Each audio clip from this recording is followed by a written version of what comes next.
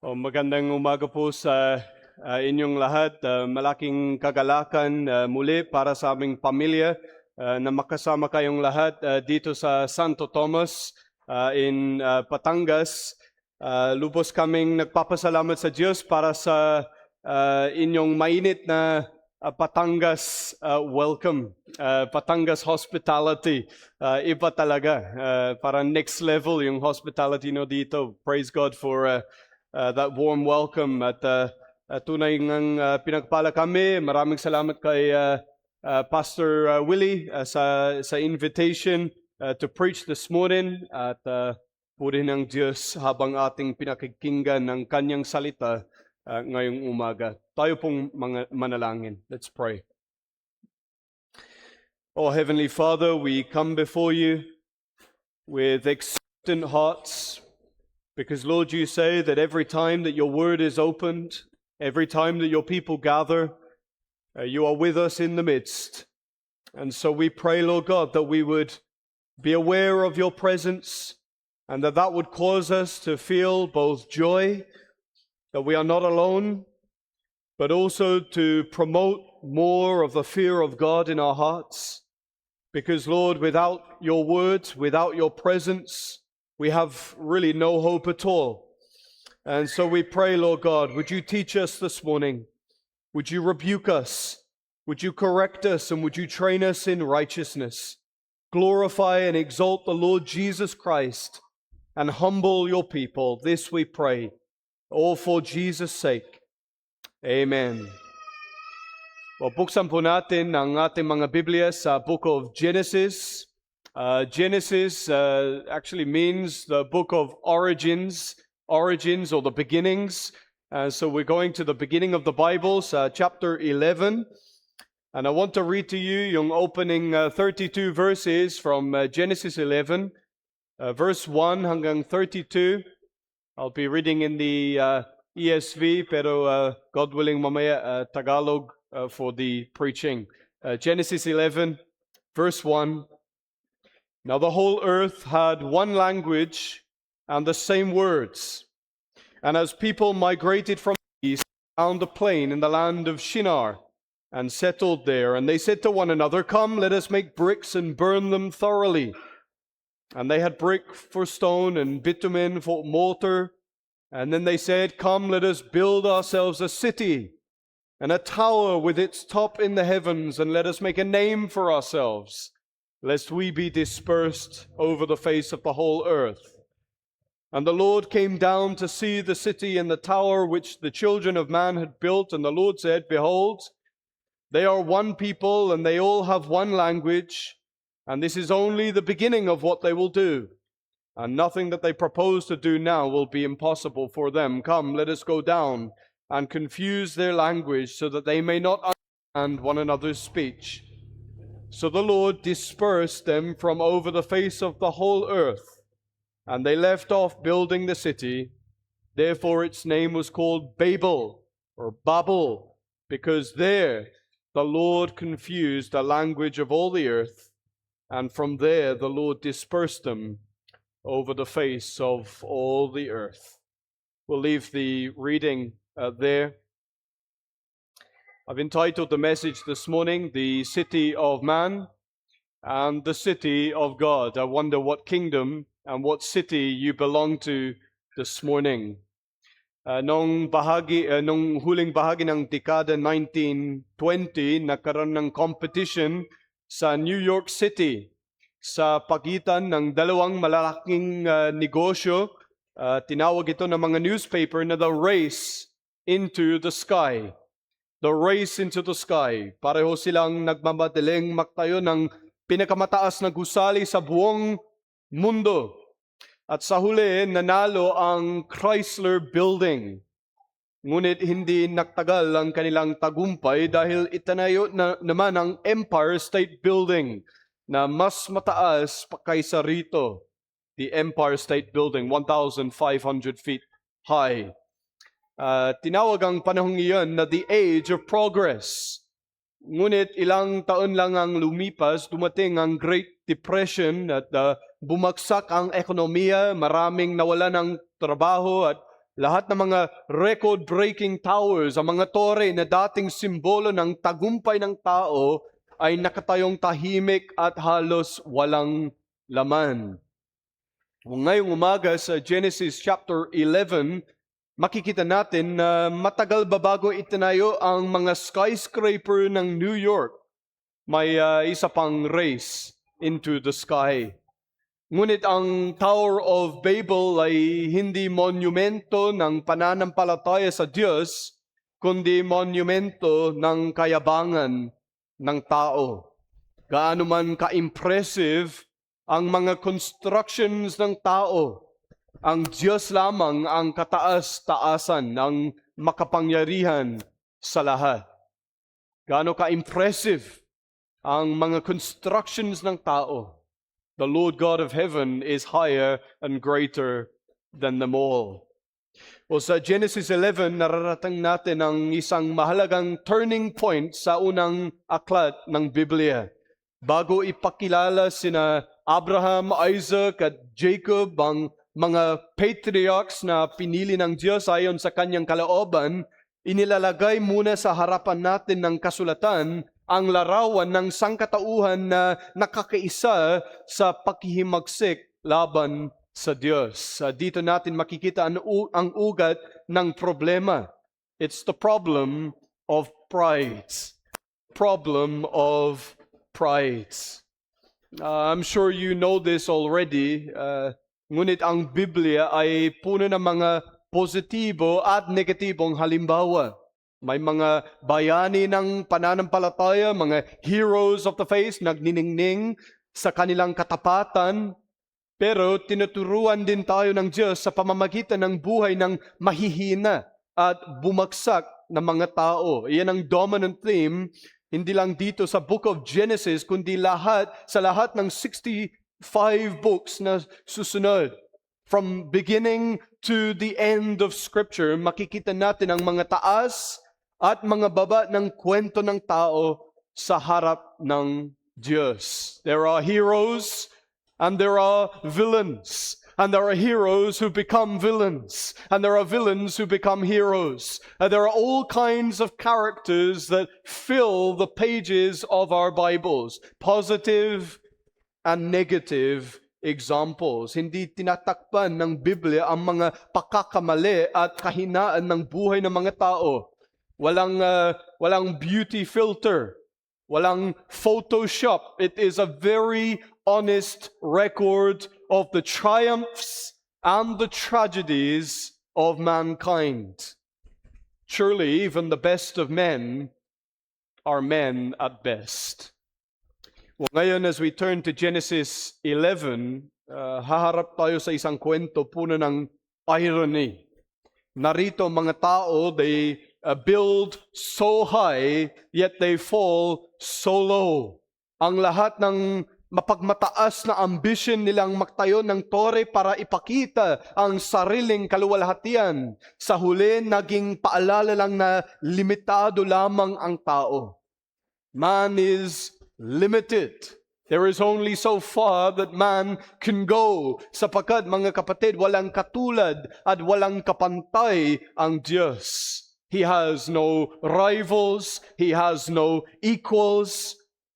And that is the God that I want us to focus on as we come to this message this morning. And so hatiin natin ang kabanatang ito sa tatlong bahagi ngayong umaga. Tatlong bahagi. Tingnan ninyo muna ang mga verses 1 through 4. Dito natin makikita the tower of human ambition. The tower of human ambition. Sabi dito, now the whole earth had one language and the same words. And as people migrated from the east, they found a plain in the land of Shinar, and they settled there. 150 years ago, naisulat ang isang kilalang tula na tinawag na Invictus. Maybe you know that poem, Invictus. At doon, mayabang na ipinahayag ng may akda. Sabi niya, I am the master of my fate. I am the captain of my soul. It's a famous poem.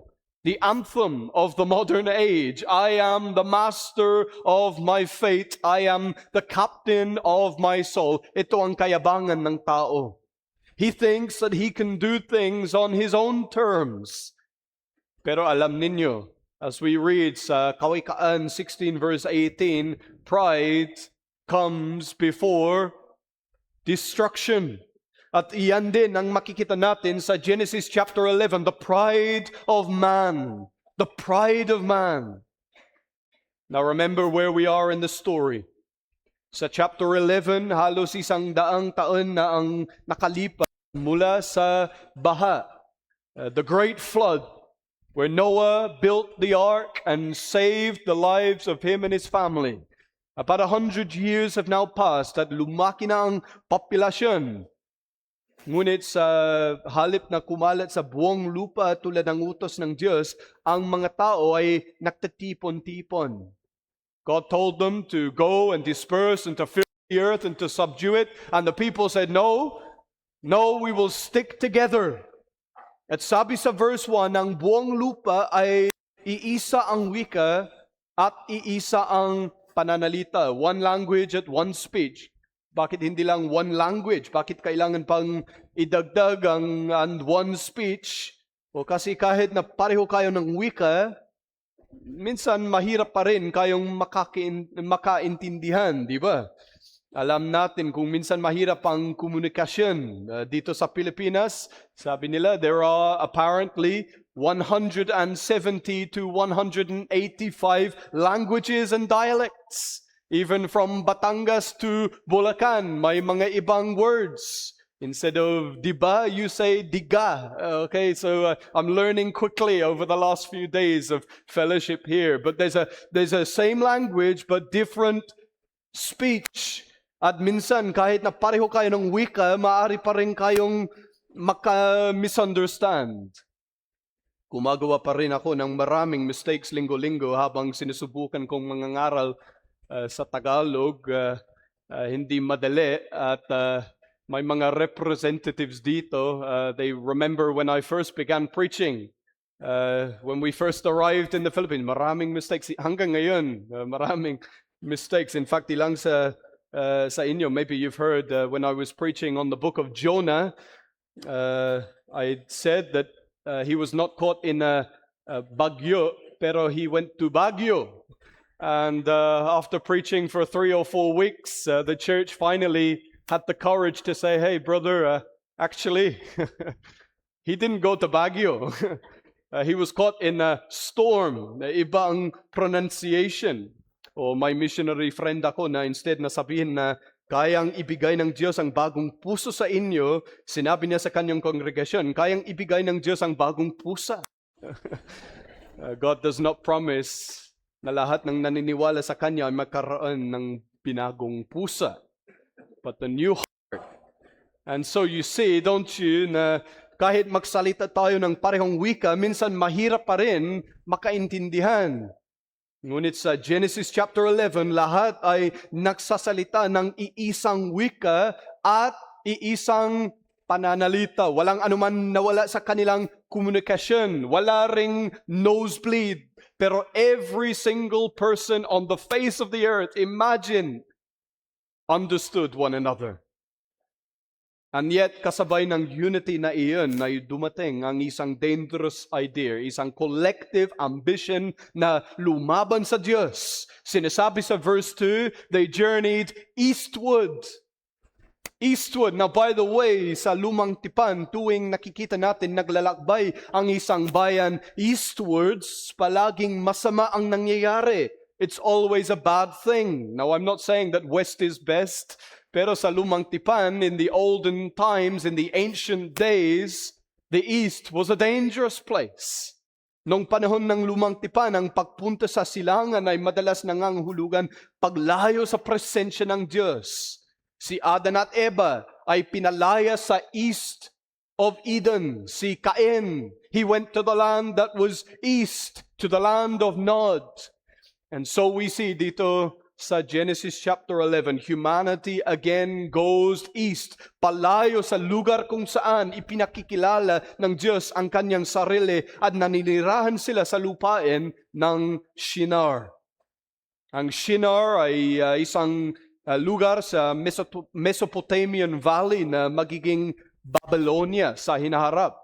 At dito na natin nakikita ang seeds of Babylon sa Genesis chapter 11, one of the great evil cities of the time of when Daniel was living, where people were caught into exile and captivity. Oh, here we see, dito sa chapter 11 of Genesis, the seed of Babylon, the seed of rebellion. Ano ang ginawa nila sa Shinar? Sabi nila isa't isa, come, let us make bricks and burn them. This was the innovation. This was like the technological advancement of the day. Hinubog nila ang putik, tapos they would bake bricks at ginamit ang tar bilang pandikit or mortar. At narito ang talino ng tao. Inilagay ng Diyos sa tao ang creativity para mag-invent, mag-design at mag-discover ng mga bagay.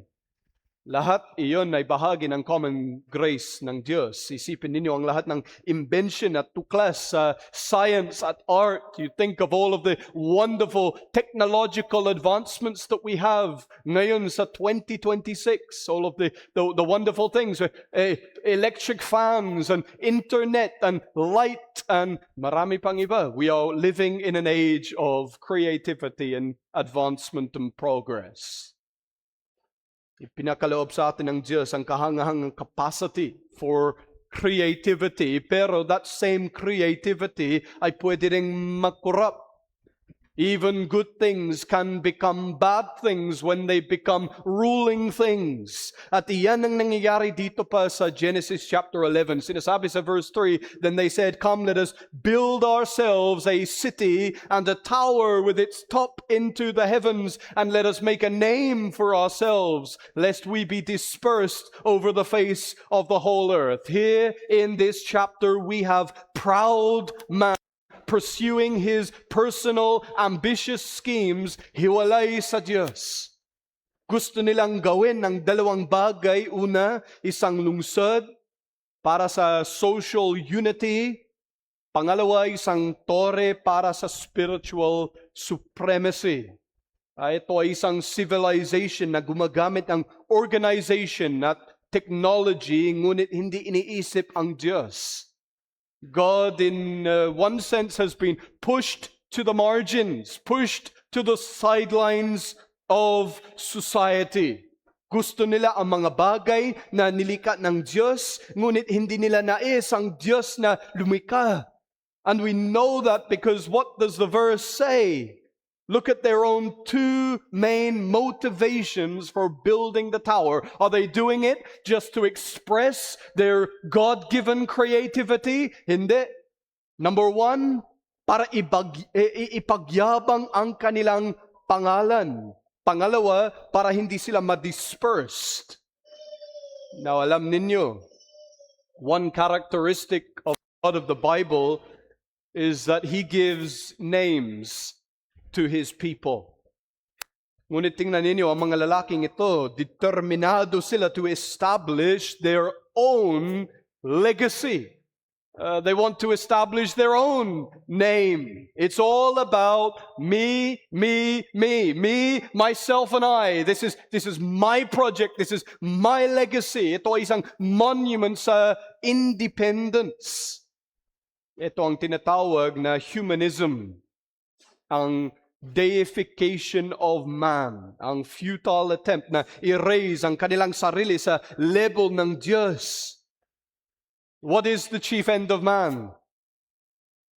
To glorify God, to enjoy Him. Ngunit ano ang ginagawa ng mga lalaking ito? Glorifying man. Praising themselves. Pinupuri nila ang tao. At sa paggawa nila nito, nilalalaban nila ang malinaw na utos ng Diyos. Remember sa chapter 9, God instructed man to fill the earth, to spread out. Ngunit sinabi nila, hindi, let's stay together. Let's centralize humanity into one city, the city of man, and let's build a tower in the middle of it. Ito ay deliberate disobedience. And really, mga kapatid, nothing has changed. Nothing has changed. Tingnan ninyo ang mundo ngayon. Patuloy pa rin ang mga tao sa pagtatayo ng kanilang life at identity. Pinaplano nila ang kanilang hinaharap, ngunit hindi iniisip ang Diyos. Walang reference to the Lord. That's modern man.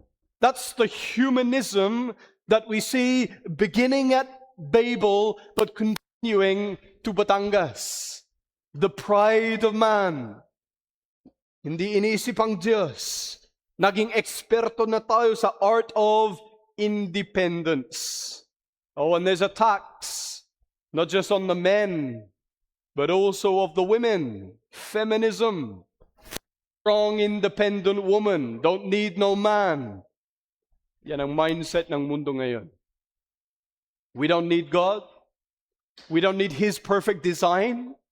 I'll cut my own path. Independence. Hindi natin kailangan ng Diyos. Progressive tayo. We do whatever makes us happy. Diba yan ang anthem ng modern times? If it makes you happy, and you're not hurting anyone, go for it. What an offense to the God of heaven and His perfect design. Ito ang sinabi ng early church father na si Augustine sa kanyang aklat na City of God. May dalawang lungsod sa kasaysayan ng tao. Ang lungsod ng Diyos, the city of God, ang kaharian ng Diyos kung saan si Kristo ang nakahari sa puso ng kanyang mga tao, at ang lungsod ng tao, the city of man, ang lugar kung saan namumuhay ang tao na lumalaban sa Diyos, nagtitiwala sa sariling wisdom. Ang Babel ay sumisimbolo sa lungsod ng tao. Ang kanilang motto ay hindi glory to God in the highest, kundi glory to man. It's the city of man. At mga kaibigan, nais kong itanong, what city do you belong to this morning? Which city are you a citizen of? Nabubuhay ba kayo para sa kaluwalhatian ng Diyos o para sa sarili ninyo? Is everything that you do to make His name great or to make your name known? Is life for you and for me, is it all about our own personal legacy or is it for the glory of the gospel? Huwag ninyong tingnan ng Tower of Babel bilang simpleng construction project or architectural wonder lamang. Ito ay isang spiritual na pahayag, simbolo ng false religion, ang attempt na abutin ng tao ang langit gamit lamang ang sariling lakas. Ginagamit ng mga nagtayo ng tower ang gusali na parang isang hagdan, isang tulay, patungong langit upang maabot ang Diyos sa kanilang sarili. Salvation by works instead of by grace. I think we could stretch it to even apply in a spiritual sense. It's all about our works. It's all about what we can do. Let's build a bridge from earth to heaven, sinful man to holy God by our merit, by our goodness, by our achievements. Salvation by works, hindi by grace. That's the problem in Babel. That's the problem with many even today. Think about it. God never gave the people of the time of Genesis 11 a blueprint. He didn't say to them, build a city. Ang arkitekto ng Babel, hindi ang Panginoon. There were no instructions to build this tower like God had told Noah to build the ark with such specific dimensions. Pansinin ang kanilang paulit-ulit na sinasabi, halina, gawin natin, gawin natin, gawin natin. Walang prayer, walang dependence, walang let us seek the Lord and see what He would have us do. Hindi, ito ang kanilang sariling sinful scheme. This is their own proud project. Hindi ko iniisip na literal nilang akalaing maaabot nila ang langit sa pamamagitan ng kanilang gusali. Mas nagpapakita ito kung ano ang nasa puso nila. Hindi natin kailangan ng Diyos na lumapit sa atin. Maaari nating puntahan ng Diyos sa sarili nating paraan. That's the mindset. At mga kaibigan, mag-ingat tayo. Kasi ang spirito ng Babel ay buhay at malakas pa rin ngayon. Nasa puso ito ng mga nagsasabi, I can save myself. I can do it. Ano sabi ni Frank Sinatra? I'll do it my way. I'll cut my own path. Nasa culture ito na pinapahalagahan ng fame over faith. Those who want the self-glory rather than the glory of the one true and living God. Be careful. Let us watch ourselves and examine our hearts to see if there is the spirit of Babel within us. Ito ang unang punto. Ngunit tingnan naman natin sa ikalawa, sa mga verses 5 through 7, nakita na natin ang tower of human ambition. Ngunit ngayon, pag-iisipan natin the transcendence of the Most High. The transcendence of the Most High. Sabi dito sa verse 5, the Lord came down to see the city and the tower which the children of man had built. A couple of years ago, sa isang flight papuntang UK, my family stopped over in the city of Dubai. Now, hindi ko masyadong alam ang lungsod, pero alam ko na dito matatagpuan ng pinakamataas na gusali sa mundo, which is the Burj Khalifa. Duble sa taas ng Empire State Building na nabanggit ko kanina. At habang umaalis kami sa Dubai, nakafocus ang mata ko sa skyline, puno ng skyscrapers, pero one of those buildings loomed far above the rest. Isang colossal, giant structure on an entirely different scale. Ngunit habang pataas ang lipad ng aeroplano, something interesting happened. That enormous tower that looked so grand from ground zero, it began to look quite small, almost like a little toy, a Lego construction from the sky.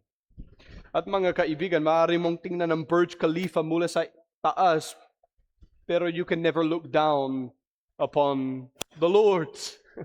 Siya ay infinitely higher kaysa sa pinaka-impressive na gusali ng tao. Siya ay transcendent. Transcendent, lampas at higit sa lahat ng bagay. Walang monumento at masterpiece na maihahambing sa majesty ng Diyos. At gayon pa man, tulad ng ating mababasa sa Psalm 138 verse 6, though the Lord is on high, yet He regards the lowly, but the proud He knows from afar. Iyan ang nakikita natin dito sa Genesis chapter 11, diga. Walang bagay na maitago sa Diyos. He sees everything and He fills every space. He sees it all. And in one sense, kapag binasa natin ang verse 5, the Lord came down to see the city and the tower that the children of man had built. In a geographical sense, hindi kailangan ng Diyos na bumaba. God does not need to come down. He can see all things. He fills all spaces. Ito ang tinatawag nating anthropomorphic language. Moses, who writes the book of Genesis, is speaking about God in human terms so that we can understand what is going on. And this is what we might call satire. Satirical language. Satir, ginagamit dito ang nakakatawang wika upang maipahayag ang mensahe. Narito ang mga mapagmamalaking tao na nagtayo ng mataas na tore para abutin ang langit, ngunit mula sa perspective ng Diyos, napakaliit nito. It's so small that He needs to come down just to see it. Para nagbibiro si Moises sa mga tao, this is the best that you can do. The highest building that you possibly create, but God still needs to come down to see it.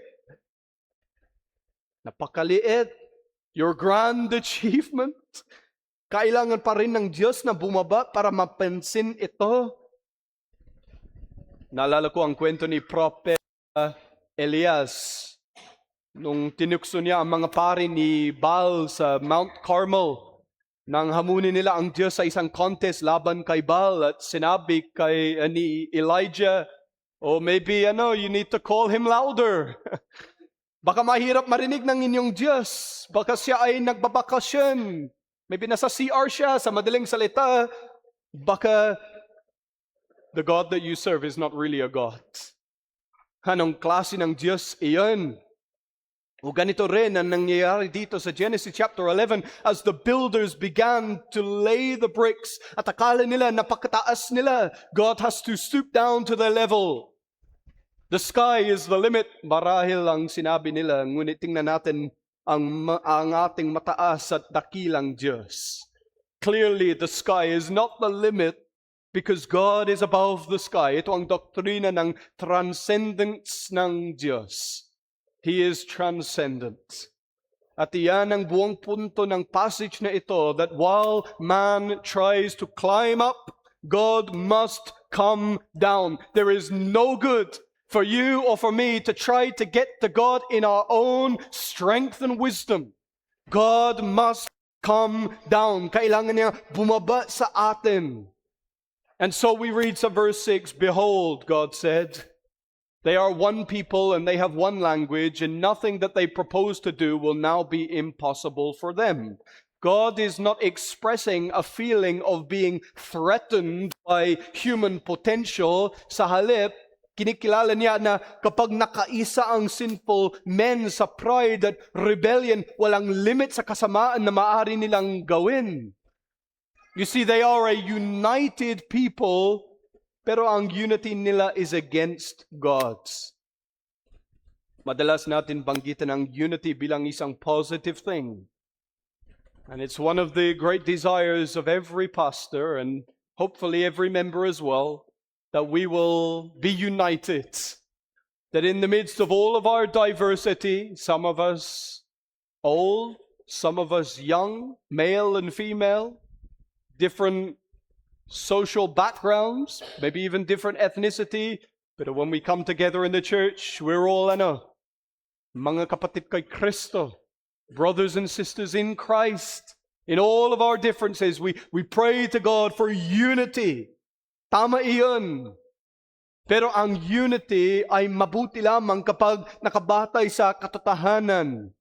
Many dito sa Santo Thomas are united sa wrong cause o sa false religion. Kaya totoo, madalas sinasabi sa scriptures na ang iglesia ay dapat maging of one mind, that one spirit, unity sa gitna ng diversity, pero unity that comes at the expense of truth is not godly, but it is idolatry. Marami ngayon nang nagnanais ng unity at any cost. And they say to themselves, yes, pero gumagamit din ng Biblia ang mga Roman Catholics. Ang mga Mormon, nanalangin din sa Diyos tulad natin. Ang mga charismatic, kumakanta rin ng mga himno. May mga pakakiba tayo, pero sa kabuuan, pareho lang tayo. We all are searching for God. We're all trying to understand Him. Maraming daan patungo sa Diyos. Mga kaibigan, mag-ingat sa nominal na Kristyanismo. Look out for the danger of that kind of thinking. Christians in name only. Maliwanag ang sinabi ni Jesus sa John chapter 14 verse 6, Ako ang daan, ang katotohanan, at ang buhay. I'm the way, the truth, and the life. No one comes to the Father but by me. Yes, we are inclusive of everyone, aren't we? We say everyone is welcome to come to our church and hear the gospel, but the Christian message is an exclusive message. It excludes all the other false religions of the day. There may be many roads of religion, but there is only one way to the Father. Iisa lamang ang daan patungo sa langit. Iisa lamang ang daan upang maligtas. And so mga kaibigan, sa loob ng libu-libong taon, sinubukan ng sangkatauhan sa iba't ibang paraan na maabot ang langit sa pamamagitan ng sariling effort sa religion, sa morality, sa philosophy. Ngunit sinasabi ng Ebanghelyo na ang kaligtasan ay hindi tungkol sa tao na umaakyat sa Diyos. Hindi. Ito ay tungkol sa Diyos na bumababa sa tao sa pamamagitan ni Kristo Jesus. There is no other name under heaven given to man by which we must be saved. There is only one Savior for sinners, the man Christ Jesus. He's our only hope under heaven. And so in this passage, God comes down. At pansinin ninyo, hindi niya ipinadala ang lightning.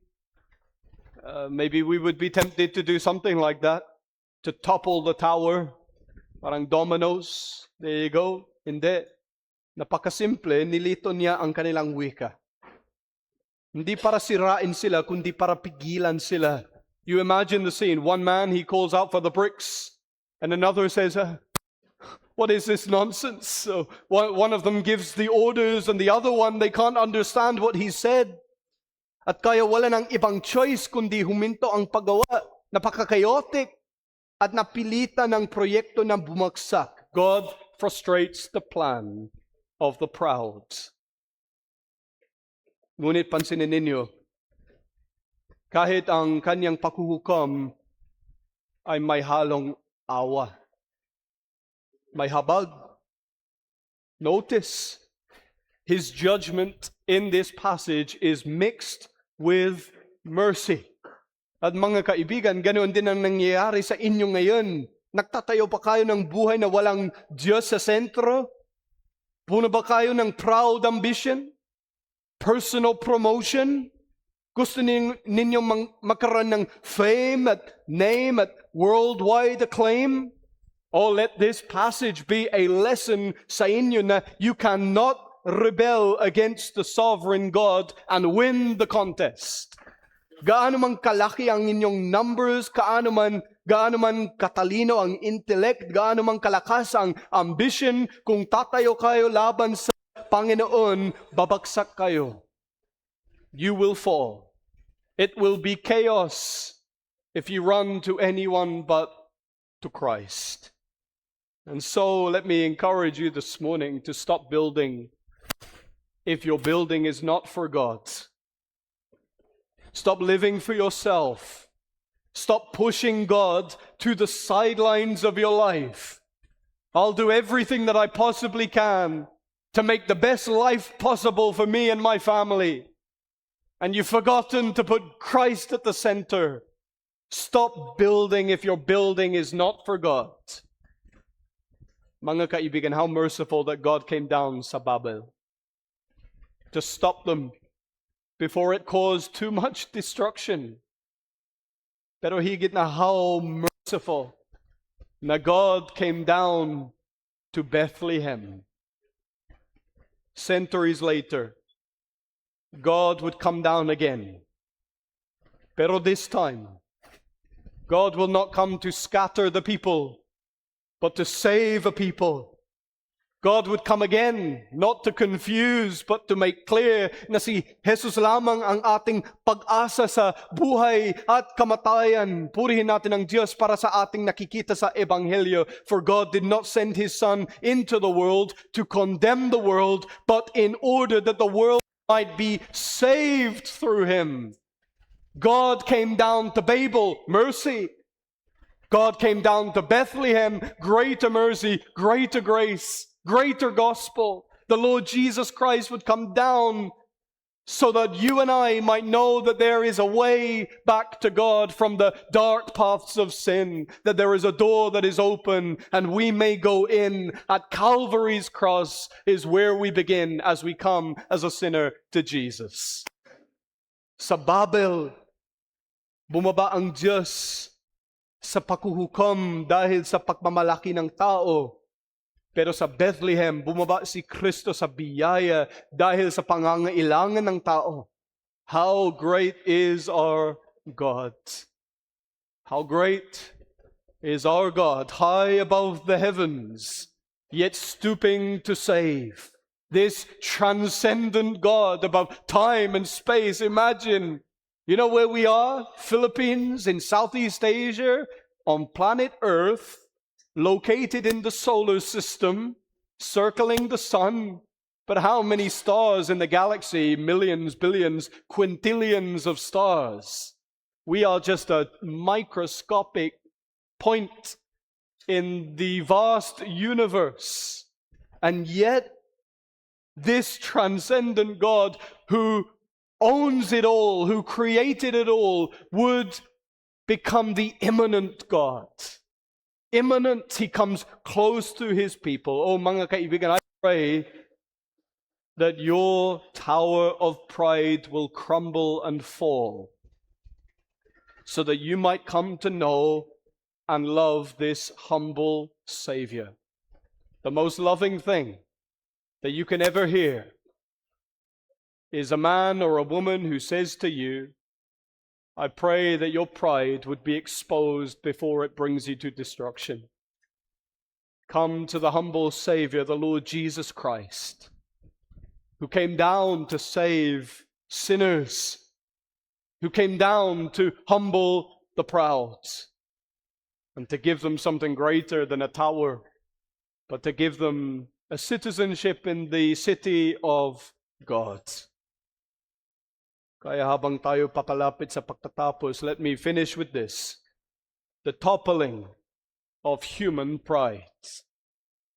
Nakita na natin ang tower of human ambition at ang transcendence of the Most High. Ngunit ngayon, tingnan natin ang mga verses 8 hanggang sa verse 11. So the Lord dispersed them from the face of the whole earth, and they left off building the city. Therefore its name was called Babel, or sa English we say Babel.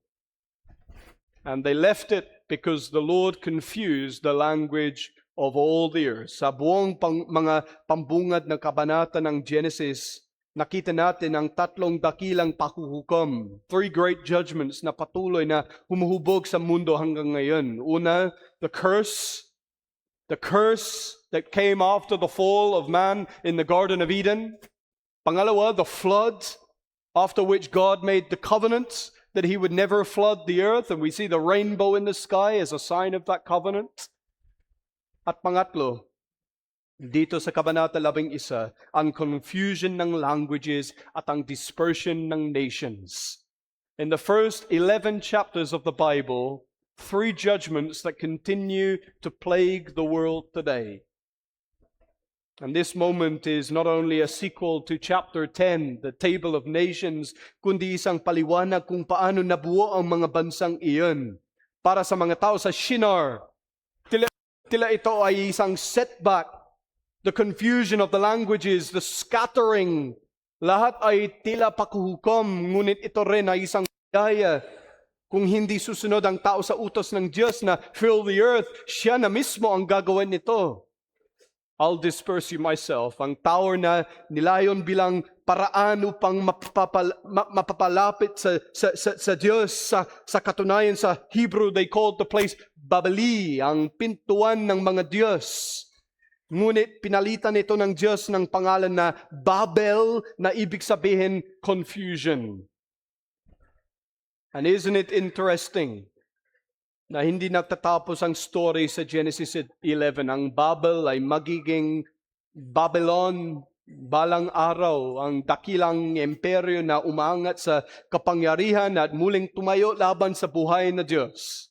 Ang parehong lungsod na nagsimula bilang isang monumento ng pagmamalaki ng tao ay naging capital ng kayabangan sa buong Scripture.